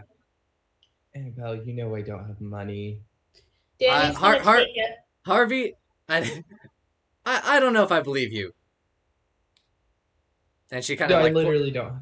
I literally don't have a single coin to my name. oh, Okay, hey God. hold on. Danny's Are gonna you? take out their bag of gold and hand it to Annabelle and be like, that's either 2 weeks for me or 1 week for me and Harvey. Just depending on how long we end up staying. How much gold is in there? 24. Isn't it? Oh, 12. No. Almost 2 weeks. Okay. Wait. 6 days. She Both of us. let's see. Annabelle takes the bag of coin for a second, and she's like, I don't need it up front, okay? That's really sweet of you, Danny. You said right. Um, uh, it seems like you have the coin, and she looks at Harvey, with like an evil glare, um, and I don't. uh-huh. She Oh, still sorry. unconvinced. She should know I spend all of my gold on money the second I get it. Yeah, I I think mean, she, all my gold on food. What the fuck? yeah, I'm pretty sure I'm pretty sure she knows your spending habits, but like she also knows that you get gold to spend it on food, so that like you have money, right? But like it's like food money in Harvey's mind, right? It's like no. If I have any money, it's food money. It's not for rent. It's not for payment. It's for food. No, I mean he would agree, but he literally has 0 coin. Like right now specifically. Yeah, like Yeah. on his first, he has no coin. Oh yeah, you did spend a lot, huh? Yeah. Spend it all Damn. And then you just denied the 10 gold from Xian Yu. Okay, that's excellent. I love in it. lieu of food. In lieu of food. Yeah, that tracks for Harvey. That's excellent. Okay. Okay. Annabelle looks at the gold that Danny gave her, and she lets out the biggest sigh, and she opens up her door wider, and she lets you in, and she's like, "You can take the living room. It's big enough. You said you're just sleeping here, right? You all should have enough space to crash here." Yeah, I'm gonna like start pushing her furniture up against the wall. Don't do that, Harvey. I'll talk to him. Don't even worry, Annabelle. You've got your finals. Don't even worry. I was expecting this. Don't. It's whatever. Okay, and We're as gonna bring you some dinner from the wet hog. Don't even worry. she's like, I'm writing down all of these alternate names. I think they're like all valid too. Like I think anytime anyone says anything along those lines, they know what you're talking about. And oh, you're muted, Jacob. So if I was like, "Hey, we're heading over to the Slippery Pig later," they'd be like, "Yeah, for sure." They would figure it out. They'd be like, "Oh, nice. What's your favorite Love drink?" Slippery Pig. to the moist Soggy mammal. sound. To the voice. That was like, oh man, Eliot. There's like a place. There's like a series of restaurants that are all owned by like the same people in LA. There's like the Northwoods Inn, and then there's like the Boat, which is like the casual version, and then the real fancy one is called like the Gilded Cock, and it has like a giant statue of like a golden rooster out front. But my dad was always like, your grandpa would always call that the golden penis. And I was like, that's a really cool story, Dad. Excellent. Thanks. Love it. Perfect. Feels like a deeply, deeply LA thing somehow. Oh my god. Okay, so the scene ends with Annabelle ushering Harvey and Danny into her dorm room and closing the door. And that's like kind of how like the scene ends, like with the camera seeing the door shut from the outside. And then we're gonna hop over to Betty and Folly real quick.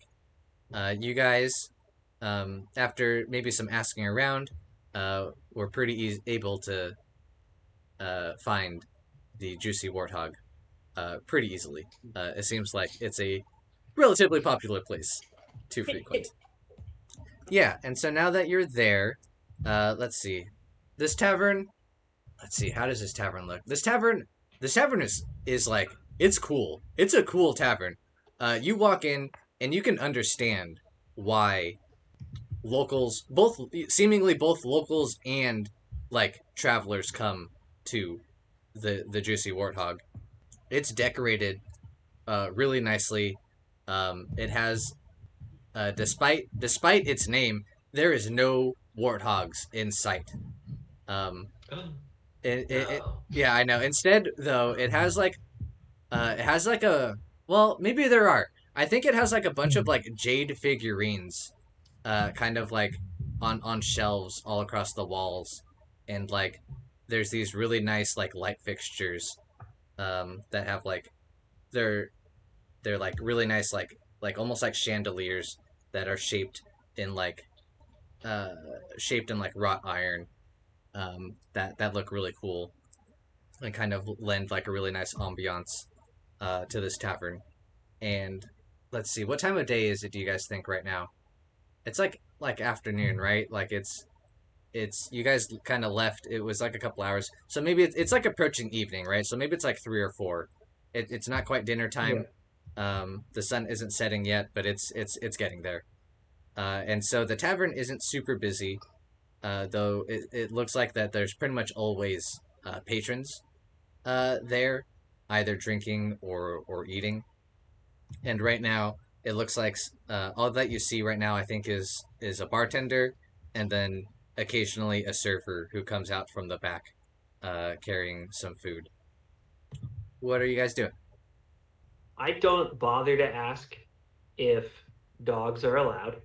I'm just gonna walk straight up to the bar with Bleu, Uh huh. um, and then I'm gonna wait for Folly to take a seat, and I'm just gonna go ahead and take a coin off to buy like a couple of rounds of like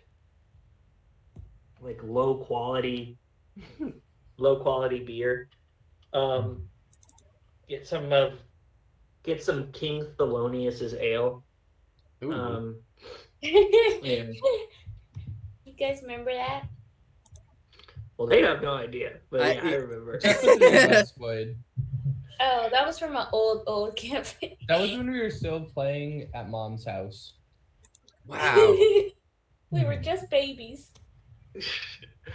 But yeah, I'm gonna order like the equivalent of like one of those like metal buckets full of like Bud Light. Like you know the ones that you can get where it's just like they fill like a bucket with like a 6-pack and like they put ice in it. Yeah, yeah. Yeah, and I'm gonna like I don't know. I think I have like a little metal travel cup that I'm just gonna like sit down on the floor and pour some out for Bleu, and then be like, You're gonna pour out some Okay, beer for so- Bleu? yeah, Blue gets a little bit anxious after he has to go flying. We don't like to do it that often, but we've had like a couple jobs there that called for it. I think he's a little bit more calm than he usually is there, since he got to ride inside the cabin. But you know, they say that when you can't look out the window there, that it increases the motion sickness. And I don't have any like anti like motion sickness drugs, so we're just gonna go ahead and give Blue a little bit of the old suds there, and then I'm gonna like pour like half a beer out for Blue, and then I'm gonna sit down, hand some to Folly, and be like, so you come here to be Jesus Christ, what is this place called? The Slippery Pig? I don't see a pig inside there. Oh my gosh. It doesn't seem too slippery either. Doesn't seem too slippery, not too moist, not too wet. But you come here. I was thinking we came here for a job, right? And I mean to do it. We're looking for someone, right? And I don't like refresh my memory. Devon or Eliot, I don't really remember if I ever got my hands on this letter from like M, Mhm. or if I am just relying on secondhand retelling from Folly. That's up to you, Folly. Yeah, I think Folly might not have got a chance to show it to you before, but I think I probably have the letter on my person and I can show it to you. If you want, I can copy it into the chat. But also, It's all good. I Dev- have it in the thing. okay, cool. Yeah, I think as you say that, I pull it out of out of my pocket or wherever and show you. Also, Devon, I had a question. Yeah. Out of character. Okay. I realized at the very end of the letter it says that Zeruli is departing for Amos in 4 days. I don't remember exactly how much time passed between me getting the letter and us leaving. Ooh. Is it I was the wondering the case same that thing. Yeah, Zeruli just isn't actually here yet? Oh shit. Yeah, you guys. I think we have 2 days. Yeah, I was gonna say 2 days. Okay. So you guys got here, I think, earlier than probably. Yeah, you guys definitely got here before, the date that M predicted for you guys, and so you have about 2 days to kind of like prepare, and maybe like stake out some spots or whatever, however you guys want to handle searching for, Zeruli. So yeah, like as I'm sitting there reading the note, I mean, how much? I'll ask you, Eliot. How much do we all? How much do the rest of us know about the League of Silent Tongues?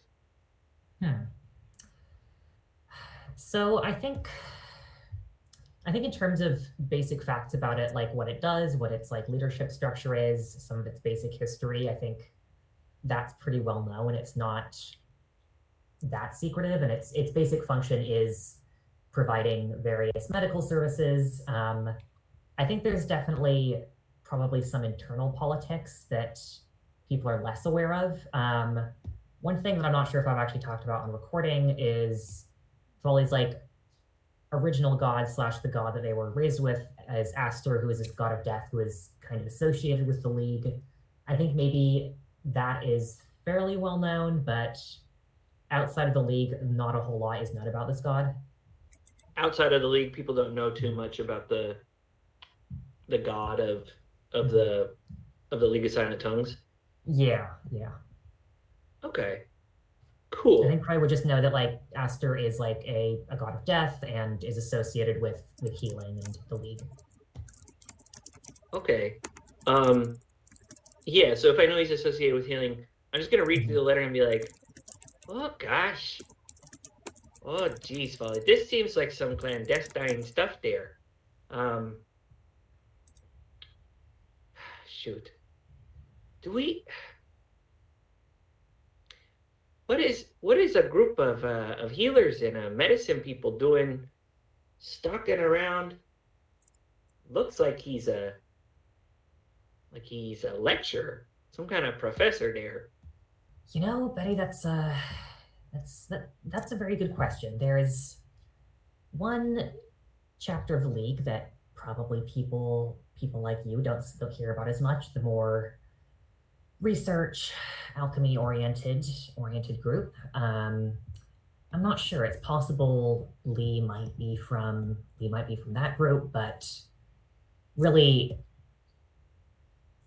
like even within the League, even my parents don't know much about them.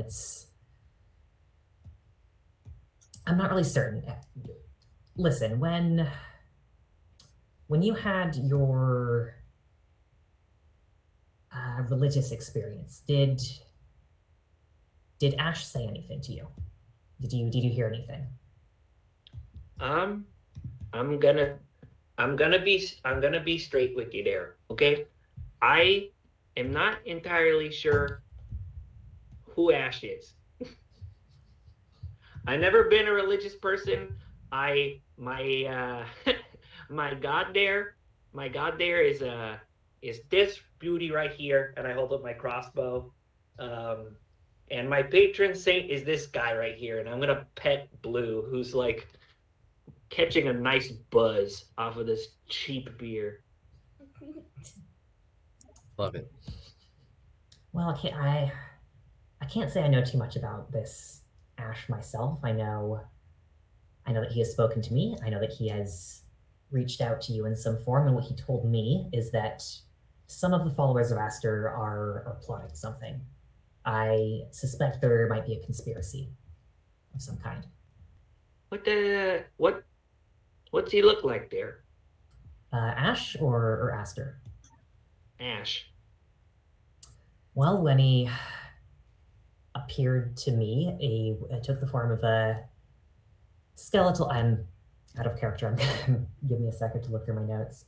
Do you want me to just give you I can just you basically had it.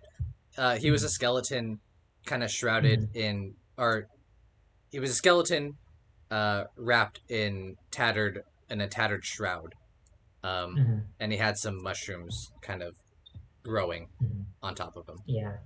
Cool. Actually, speaking of which, can I make a spout lore check to see if I would have heard anything else about this god beforehand? Absolutely. Like anything Yes. else I can tell Betty? Yep. Cool. Oh, solid. Cool. So what's your question that you're trying to you want to say? You're trying to ask, and I'll tell you something interesting, but not necessarily helpful. But I guess in this situation, any information will be interesting / helpful. I guess my question is, do I know of any other people who follow / worship this specific god of death? Okay, that's a good question. I would say yes. I'm going to say yes. The way that I've been thinking about Ash is a relatively well-known god of death. There are many, and I think that you know this, Folly, that there's a council of death, meaning that there are many gods of death, who kind of have different aspects. And Ash is one of the more well-known ones among the council, at least right now in this like day and age. Slightly more popular. And Ash was also kind of associated with like mushrooms, fungi. Yes, that is correct. I can pull that up real quick. You would probably know. Where did I put that? Pantheon. This you definitely do know. He's kind of like associated with flies, mushrooms, mulch, and wilted flowers. He has kind of like he's kind of like associated with decay and decomposition and necrosis. That's so cool. Solid. Yeah, I mean, I think I kind of basically tell Betty this, like this is what I've heard from, I don't know, my religion lessons growing up. My family didn't worship this god specifically, but Okay. Yeah. Betty's gonna like take that, clock that, make like a face that like is kind of like they're rattling something back and forth in their head, and then just goes, more questions for another time then. I guess the biggest question we got right now here. If Zerui Lee is some kind of lecturer or professor, we should probably start figuring out places he might show up, since it seems that your wonderful contact there, M, has not provided us with a location. they have not, no. Perhaps if we can find out if there are any followers of Aster in this city, any churches. And with that, I think I like that. I was gonna go with a school route, but I think when you say that, I'm gonna like flag down the barkeep, and yeah, I'll ask the same question that you just asked, which is like, where are the temples or places of worship around here? It's been like basically giving the like in-world equivalent of like, it's been way too long since I had my last confession. Like I need to go and do like get a blessing from a priest, or like have somebody like exonerate me of my sins or something like that. Say that like I'm visiting, but like I'm here for like I'm quasi religious. So Sure. I need to like figure them. Sure. So I don't think you need to roll for this. The bartender kind of like he listens to you, and he lists a couple of churches and temples, but none of them are related to any gods of death. Mm-hmm. I think perhaps you ask about Aster specifically, and he shakes his head, and he's never heard of that particular deity. Hmm. Let's see, what would he say? God, a god of death. Do you mention the League at all? I probably would not, Okay, since M said to keep it hush hush. yeah, okay. So then he doesn't offer you a location. That he's not aware of any god named Aster, and thus cannot provide you any like church or temple related to that particular god. Let's see. Is there a god of death temple in uh, the Vermilion? I'm gonna roll something, and Well, what were we gonna say? is, I was just gonna be like, I was just gonna ask Zach. I Okay, don't know. I don't want to like override your GM stuff, but I no, was no, wondering and I was just wondering if, based on the region, there's like, because there's a council of death, right? So is there like an elvish aspect of death that is like draconic or something like that? That like yeah. some kind of like draconic death deity? So okay, so let me do this. Let's. I'm gonna pause since we're kind of nearing the end of our session. I'm gonna pause for a second, and I just want to go back to Danny and Harvey real quick, and I want to say that evening is approaching. Do you guys want to head back to the tavern Yeah. to kind of meet up with both your companions and also eventually uh, the the Pegasus riders? Yeah. Okay, so you guys walk back, and you guys make it back to the Juicy Warthog, and Betty asks that question to Harvey about there being any particular death gods associated with the dragon cities. Now, me and Zach have been kind of like working on the lore of the dragon cities since he's kind of the only elf within our group. Um, Yeah. Yeah. or Zach, what do you think? From what I'm getting, from my like what I've been building up in my head is that I think this is all fair to kind of say to everyone. In my head, the dragons are kind of like the elves' gods. That they're what the Yeah. elves worship. So I was gonna say if there was anything even resembling like a draconic god of death, it would be more like a ritual where like the elderly elves kind of give themselves to fuel the dragon so that it can continue flying. But yeah, so there probably isn't like straight up a god, but I feel like there's probably churches or temples that are more devoted to that aspect of the religion. okay, I like that. Okay, so we're gonna say, you tell all that to Betty. You may or may not know this. I think maybe that like the the the the dragons, these ancient dragons that you're on, the dragon cities, um, they're basically next. If they aren't gods, they're like as close to being a god on this planet as you can be, in a mortal body. They are next to immortal. They are basically gods. And so I think they have some like contact. They're able to contact the gods in some fashion, and I think they do have a way to like. Um, I think there is like some aspect of them that can communicate with the gods of death, and so I'd like that idea, Zach, that there are some like maybe some smaller temples that kind of like maybe they're like the temples that like they're the temples that like handle the death burial or like the funerary rites when someone dies. Yeah.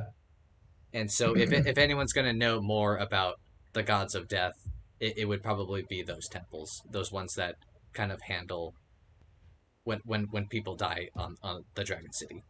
But we're ending the near of our session.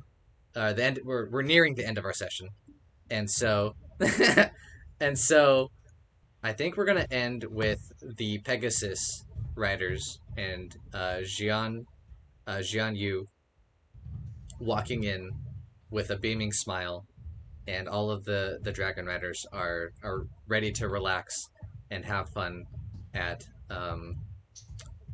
uh what is it, the juicy warthog, um and they go and they order, Jian Yu orders around for everyone, and kind of the evening gets started. And I think that's we're gonna end it with you kind of relaxing with the Pegasus riders.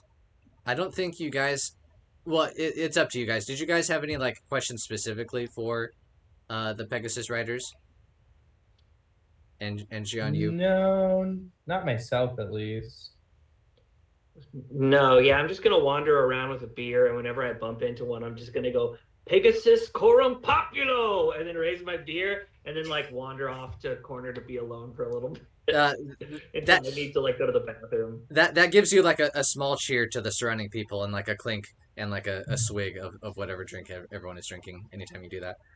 Okay. Probably while we have them here, I would just go up to somebody and be like, hey, can I spend a little bit of time alone with a Pegasus and not for anything perverted? They Oh. I think let's see. I think the first time you asked that, you definitely they definitely kind of like they just like take a sip and then leave. But I think as the night progresses, you definitely get a couple of like, "Oh yeah, that sounds totally fine." Um Shoot. Taking advantage. um but in any case, I think what I wanted to say was you guys will have this really nice like dinner with the Pegasus Riders and Jian Yu, who throughout the night thanks you, each and every one of you, for helping defend the caravan. And then eventually the night wears on, and you head back to Annabelle's dorm, um, and even with the coin in her hand, she gives you. She's just a little grumpy for this first night, since there's like 4 people invading her dorm, and a dog. No one told her about a dog. Actually, Devon, Also, with the your donkey. permission, Oh, the I dog. would like to end. I would like to do a dramatic roll to give you time to think about it before Ooh. next week. I love that. Please. I don't think I'd go back to Annabelle's. I am like a drifter and like a dirty street person. I think I use the information and I wander to the temple of the Dracanic Psychopomp. And I think it's probably, I don't know, is it closed or is it open? No, it's probably open. It's probably one of those places that's like open at all times of the day, since death can happen at any time. Okay. I am going to walk inside, not talk to anybody, get an immediate head high from all of the like weird, from the elevation up here is like making me way more perceptible to like all of the weird incense that's burning here, incense that I've never smelled before. And I am going to pray, and without praying, I am going to cast the rote guidance. Oh. The symbol of a deity appears before you and gestures you towards the direction or course of action that your deity would have you take. The message is through gesture only.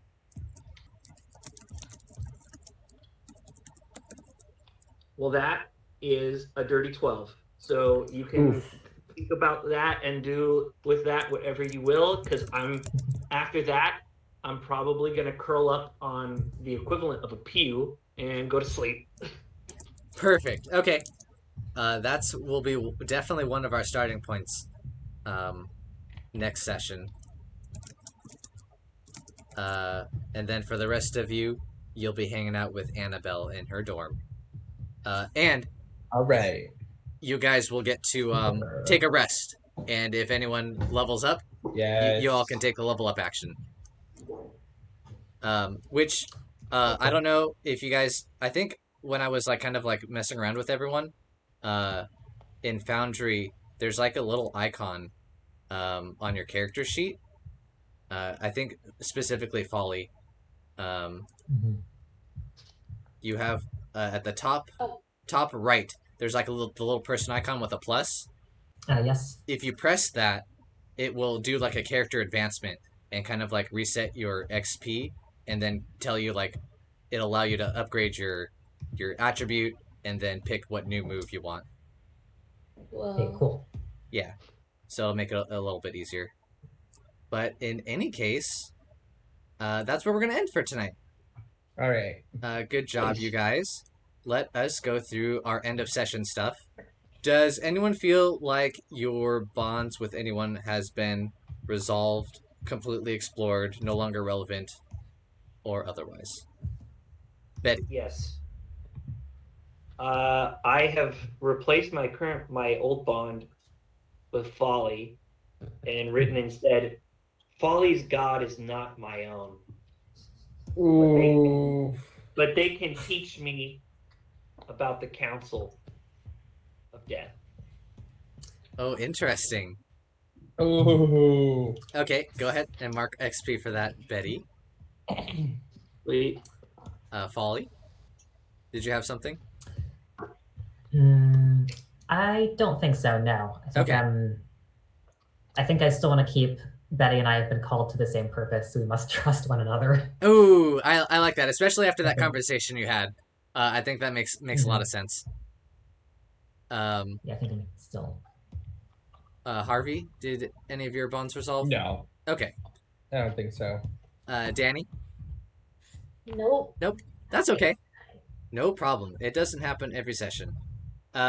Did everyone make sure to mark their XP for all of their failed rolls? Yeah. Okay.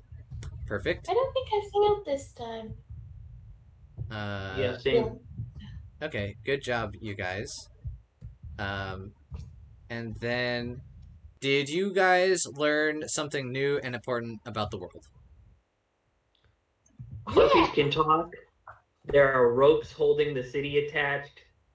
The elves don't worship gods, and we learned what the city looks like. Yeah, I would say y'all take a point for that. That seems like a pretty fair XP point. Did you overcome a notable monster or enemy? Yeah. Yes. I would say yeah. I think those harpies were pretty crazy. Ooh, did you loot any memorable treasure? No looting. No looting. Yeah. Yeah, the harpies, they didn't have much. You know, they were trying to steal from you guys. You know, Mm-hmm. they didn't have much to steal from. Okay. And then I think your alignment also. So let's go through everyone's alignment, and if you felt like you hit the mark, you'll take an XP. So I'll go on the order on my screen. Folly, what is your alignment? My alignment is still lawful. Apply the League's code of conduct even when inappropriate or impractical. I don't think I hit that, and I am planning on rewriting it for next session. Okay, that's perfectly fair, and I think that's fair. Harvey, what is your alignment? Defeat a worthy foe. Neutral. I think you hit it. You hit it. You hit it. You did. Yeah. Okay. Danni, what is your alignment? It is chaotic, and I'm supposed to disregard social norms and make someone deeply uncomfortable. I don't think I Well- got it this time, but you know. Actually, yeah, I think I'm with Harvey here. I would say that you did make Annabelle pretty uncomfortable. yeah. Once you asked for a Pegasus for non-sexual reasons. And you did ask for big, yeah, Why? yeah. Yeah, I would say Okay. you hit it. I'm gonna say you hit Okay. it. Like, I know you want to study its essence, but Yeah, Yeah. but you said it in such a way where people were questioning what you wanted to do with the Pegasus. yeah, there's Honest- like if I walked up to anyone and said, "Hey, can I see your dog?" Not for anything sexual. That would be why to say. My your Pegasus for non-sexual reasons T-shirt is making people ask a lot of questions. Already answered by I want to see it. Honestly, I don't think I could ever play a character who like didn't just say what was on their mind. Like that's my real wish fulfillment. It's just saying the most out of pocket shit all the time. Oh, it's very good. I'm very much enjoying it. And then Betty, what is your alignment? Step 2 or enforce the contract. I would say you did exactly that. Sweet. So go ahead and take a point for that. And Yeah, then definitely. we did all that. Okay. And then we have our homebrew inspiration. Who was our role player for tonight? Betty Barnacles. Is your last name Barnacles? Barnacles. Barnacles. Okay. It's spelled Barnacles, but it's pronounced Barnacles. Okay. My vote is for Folly.